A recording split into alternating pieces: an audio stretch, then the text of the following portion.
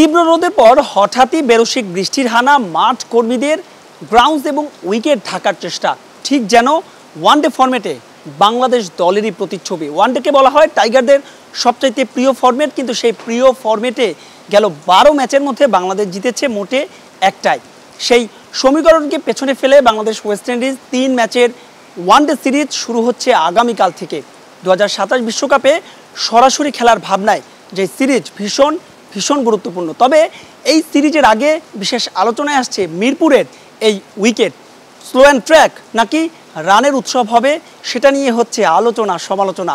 আর এর মধ্যেই ভিন্ন একটা কারণে মিরপুর এসেছে আলোচনায়, যে মাঠে প্রায় 13 মাস পর প্রিয় ওয়ানডে ফরম্যাট খেলতে নামছে বাংলাদেশ। গেল বছর যেটা খেলেছিল সবশেষ নিউজিল্যান্ডের বিপক্ষে, তবে পয়া এই ভেন্যুতে বাংলাদেশ জিতেছে, তাও 3 বছর আগে সবশেষ যেটা ভারতের বিপক্ষে।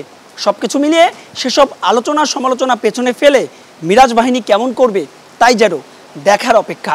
সেখানে আরও একটা আলোচনা আছে, কেমন হবে প্রথম ওয়ানডেতে বাংলাদেশ দলের স্কোয়াড, কারা থাকবেন একাদশে, কারাই বা পড়বেন বাদ। টাইগারদের এই স্কোয়াডে একজন বোধহয় অটো চয়েস, আর ওপেনিং স্লটে তিনি সাইফ হাসান। দারুণ খেলেছেন সবশেষ টি20 সিরিজে, এশিয়া কাপে এবং আফগানিস্তানের বিপক্ষে ওয়ানডেতেও। সাইফের সঙ্গী হবেন কে, সৌম্য সরকার নাকি তানজিদ হাসান তামিম?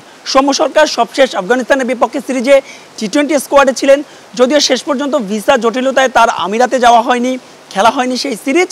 প্রথম ওয়ানডেতেও হয়তো সৌম্যের সুযোগ মিলছে না, অর্থাৎ সাইফের সঙ্গী হচ্ছেন তানজিদ তামিম। ওয়ান ডাউন টাইগারদের সাবেক অধিনায়ক নাজমুল হোসেন শান্তর জন্য বরাদ্দ, যদিও কিছুটা ব্যাট প্যাচে রয়েছেন শান্ত, ব্যাটে তার রান নেই।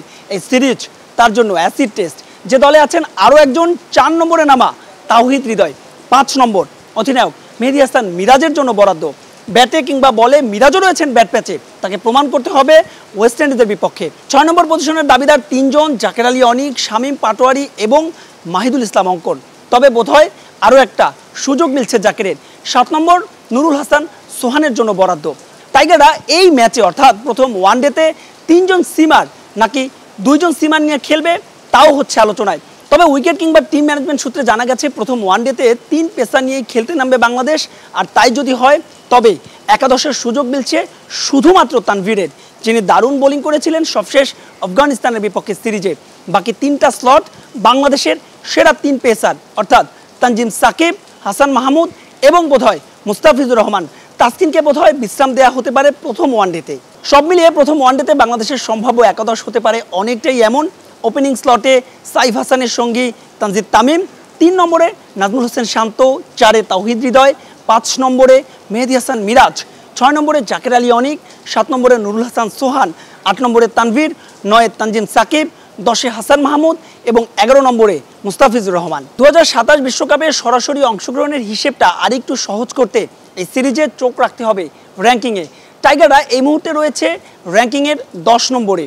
তবে যদি ওয়েস্ট ইন্ডিজকে বাংলাদেশ 3-0 ব্যবধানে হারাতে পারে, তাহলে 78 রেটিং পয়েন্ট নিয়ে ওয়েস্ট ইন্ডিজকে টপকেই বাংলাদেশ উঠে যাবে 9-এ। তবে যদি 2-1 ব্যবধানে বাংলাদেশ দল এই সিরিজ জেতে, তাহলে 76 পয়েন্ট নিয়ে তারা 9-এই থাকবে। যদি 3-0 ব্যবধানে এই সিরিজ বাংলাদেশ হেরে যায়, তবে র্যাঙ্কিংয়ের 10-এ তারা থাকবে ঠিকই, পয়েন্ট কমে দাঁড়াবে 71।